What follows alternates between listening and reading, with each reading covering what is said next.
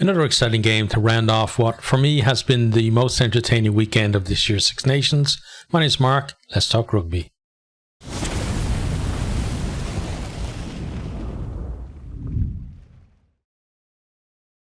Wales doing well right from the off in this one. Reffel, he's been such a threat at the breakdown, been excellent all tournament. He wins them a penalty.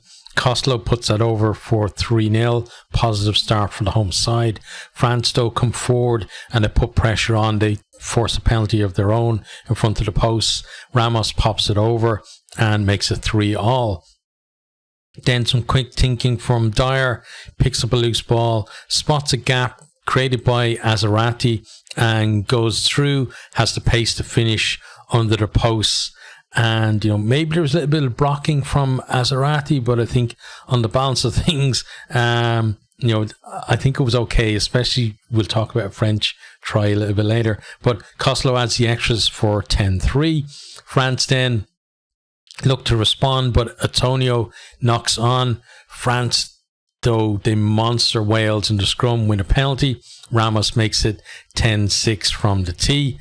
And then, if there was blocking on that Dyer try, then France also got away with one on their try. Dummy runner, for me, prevented the Welsh drift and created space out wide. Nice hands out from France to get it out there, to get it to Fiku, and he shows some nifty footwork to beat his man and finish in the corner. Ramos converts from out wide. It's 13-10, France in the lead. Wales then respond immediately. Watkins breaks the line and he's in behind. He's got Thomas Williams in support, draws the cover, pops off the pass. Williams goes over to score. Costello converts 17-13. Wales back in front. And that was the story of this game for most of us. Just a seesaw between the two. France come forward again. They got the Welsh line under siege. And Garrick snipes over to score next to the post. Ramos converts as the lead changes hands once again. 20 points to 13. France then on attack. Once more, Garrick comes up with just an amazing out of the back of the hands pass, like 20 odd meters out to Ramos, but Wales do manage to hold them out for 20 points to 17 at half time. Wales then attacking at the start of the second half, offloads, helping them keep the momentum going and to be making ground into that French 22. Then Roberts, he's got a couple of players outside him, but he sells a dummy and goes over to score himself. Costello converts and it's 24 points to 20. Wales in the lead. France behind, so obviously it's their turn to come on the attack. They make good ground off a scrum and look like they're going to go over, but there's some really good, although desperate defence from the Welsh that managed to hold them out. They do concede a couple of penalties though, and France decide to opt for a scrum.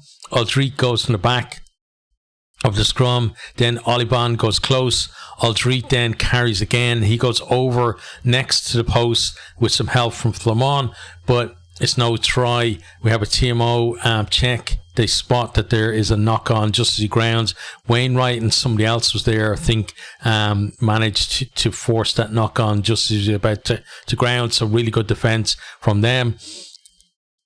And from here then we have, though it's not out of jail yet for Wales because it's another penalty to France. They decide to scrum again. Then from that, they win yet another penalty, and this time though they get free kicked for an early engage, and it's a real let off for Wales, but it's not for too long. Pinot breaks back into that 22, getting France back on the front foot, and just went around Rio Dyer. Really good, pace and footwork for him to be able to do that. Then France again force a penalty. This time they decide they're going to take the points. They've been a long time in the 22 without reward. Ramos slots at 24 points to 23. Bielbiari, Barre and Pinot then combine to get France back into that 22. Lagarrick keeps the move alive with a lovely pick-up on the run, and then the forwards take over and they just grind their way towards that line, picking and going. Then Colombe forces his way over to score next to the post. It's confirmed after TMO check. Ramos converts, 30 points to 24. France ahead once more. Wales at this stage aren't offering anything in attack, and that's kind of where they kind of start to fall off in the game, really. And France looking to close the game out. Wales, they're in their own 22 on the defence, but they do manage to turn the French over. Then they move the ball a bit from left to right. Gareth Davies tries a clearance kick, but it's charged down by Tofi Fanua.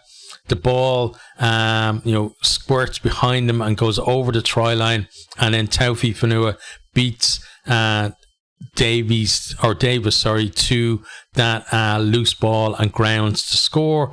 Ramos converts from out wide. It's 37 points to 24, and I feel at that stage already that should be the game, because Wales do look like they're out on their feet at that point. Ramos then, a penalty from him brings up the 40-point mark for Scotland, and then right at the end, with the clock in the red, there's time for France to add another try. They attack off a scrum that was about 5 or 7 meters away from the line. They go up the short side, and they got Pinot out there. I can't remember who else it was, but Luku was there as well. Pinot, though, he attracts 3 defenders.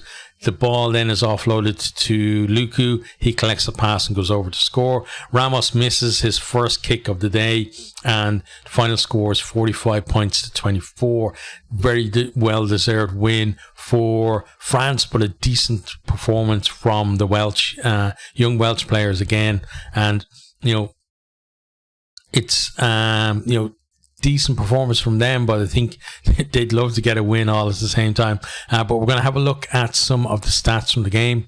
So first up, we have possession was 44 to 56%. So France on top there, and then territory a lot more on top, 34% to 66. Wales, I think in that, especially in the kind of first 60 minutes, they did kind of stick with France, but a lot of their scores were kind of on, rare visits or breaks into that French 22, whereas the French spent a lot more time in the Welsh half and in that Welsh 22 as well. And that kind of took a toll, I think, on the Welsh overall. In terms of then try scored, 3 for Wales, 5 for France. Carries then 90 from Wales, 139 for France. Meters carried 631 for Wales, 830 for France. Meters gained 361 for Wales, 526 for France. So France doing really well on the carries. Line breaks 5 for Wales, 4 for France. Again, kind of showing those Welsh scores kind of came from. A lot of them actually came from those line breaks as well, and it's good that they created them, but you still need that kind of, other option of your pack being able to get you in position where you can grind out some scores as well. And that's something I think they're going to have to add to their game if they are going to get a win in this year's Six Nations. Defenders beaten then 13 to 26. Total passes 161 to 171, so fairly close there. Offloads just 4 from Wales, although there were a couple of offloads in the run-up to the Roberts try. France though with 11 offloads, and keeping that ball alive, moving quickly, really did help them in terms of especially around that period where they had Wales on the back foot, and Wales are kicking it clear. Then an offload would maybe put somebody away, and they'd be back where they started again. And that's just again, for Wales, it just felt like it was the same situation again and again. Eventually, it just told. Handling errors then 13 for Wales, 11 for France, and turnovers conceded 13 for Wales and 10 for France in that one. XM going to look at kicking. So kicks in play, 26 for Wales, 23 for France. So Wales kicking a little bit more, but kicking meters 687 for Wales, 813 for France. And it's something that, you know, France and Scotland do very well, is that they get more meters per kick than, you know, most any of the other teams for the most part. Sometimes we saw like Scotland not be able to do that against Italy, but still, we've seen France here, you know, there are 3 less kicks, but 140, almost 140 extra meters from them. So, you know, really good return from the kicking there. Defence then, tackles made 176 for Wales, 117 for France. So Wales making, you know, almost 50% more tackles. And again, you know, that's got to tire you out, because being on the back foot and having to just desperately defend and tackle, etc., really does kind of, you know, grind the team down. Missed tackles then 26-13. Tackle percentage 87 for Wales, 90 for France. Again, France's defence, their first up line, they're tackling better than anyone else in the Six Nations, I think, despite the problems they're having this year. Discipline then, penalties conceded 7 for Wales and just 3 for France. So 7 is not bad. Like, you know, keeping it in single figures is kind of what teams aim for, but when the opposition are only conceding 3, that really does make it difficult for you in terms of, you know, you're conceding more than double what they are, and it means you're obviously giving up field position to that as well. Free kicks conceded then, just the one from the French for that early engage in one of the scrums. No cards in the game. Breakdown then. Rucks won 72 for Wales, 103 for France, 2 loss for Wales and 3 for France. Then ruck speed, 55% of Wales's ball was 0 to 3 seconds, 64% of France's, and you know, that was part of the improvement in France, was that ruck speed was so much faster with Lagarde there as well. I think the speed of thought as well, in terms of moving that ball and keeping things going, was much better as well. And you know, just being able to again get that fraction of a second extra and have that Welsh defence not quite set really did help them in terms of making meters as well. Scrums then, 4-1 for Wales, 9 for France. Wales then lost 1, and so did France. But obviously, in terms of overall, Wales scrum coming out on the worst side of the two, I'd say. Lineouts then, 10 takes for Wales, 7 for France, and both lost 1. And Wales also stole one of the French lineouts as well. So lineout going better for them than their scrum, certainly. Now, in terms of the two teams from here, so, you know, Wales, they were definitely in it for their first 60 minutes. It really was kind of nip and tuck between the two. But then they fell away in that final quarter. And, you know, that's something that they definitely have to improve on, because we've seen them, you know, the rest of the tournament where they've only scored the points in one of the 2 halves of the game. And in this one, although they did score in both halves, their last score was in the 44th minute, you know, so they went again almost an entire half without scoring a point.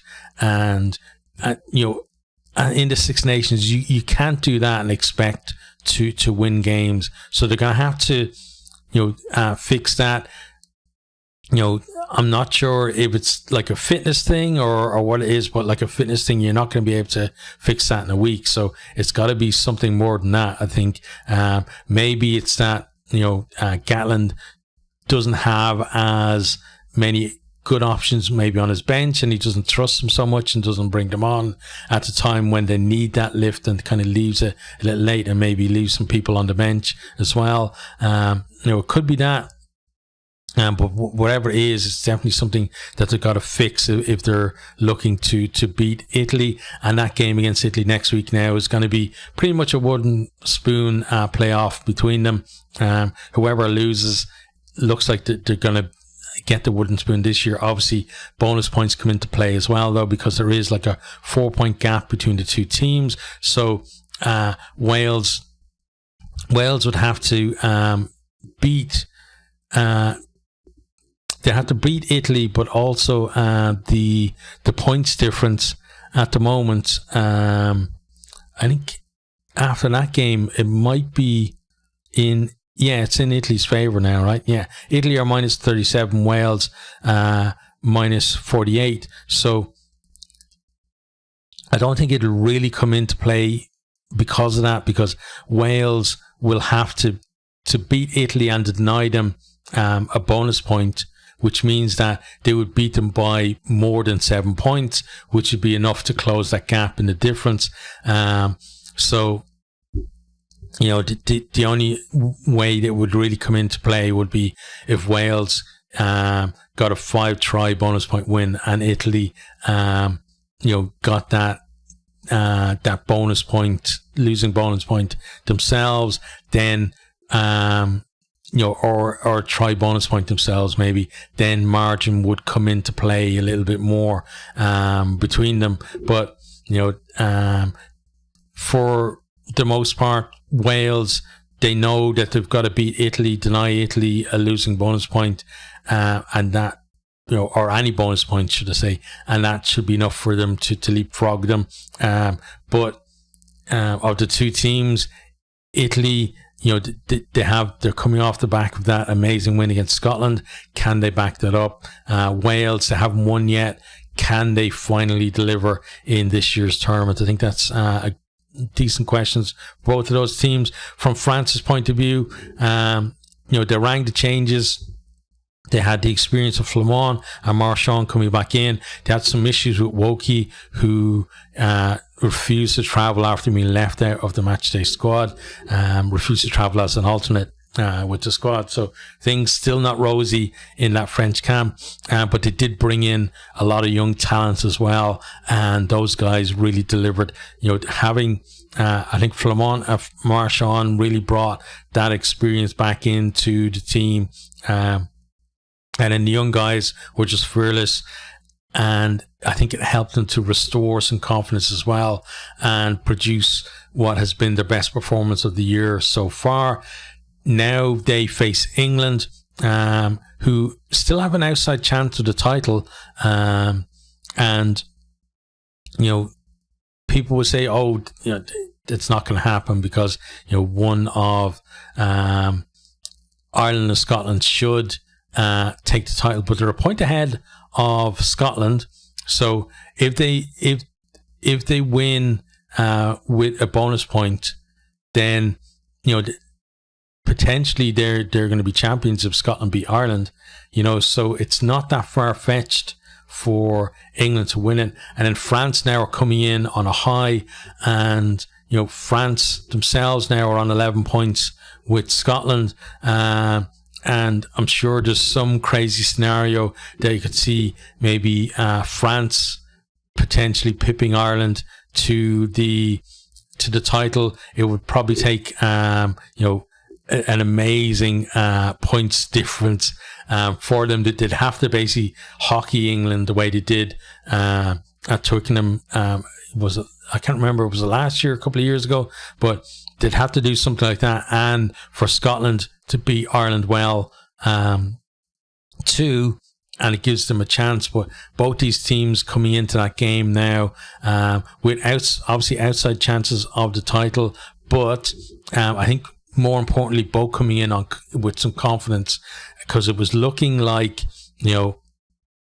it was almost going to be like just a dead rubber, which you don't get that many in the Six Nations honestly, because there's always something to play for. But there's a lot riding on this now between these two teams. You know, it's so close with that table now because of what England did to Ireland, and you know, both teams coming in on a high means that I think it's going to be probably one of the best games that we're going to see in the Six Nations, because both teams, you know, will feel like even if they're behind, they have the ability to cut their opposition and come over the top of them. And I'm expecting something similar to the first 60 minutes of this game today, except that we're probably going to see it for the entire 80 minutes. And I'm really looking forward to that game.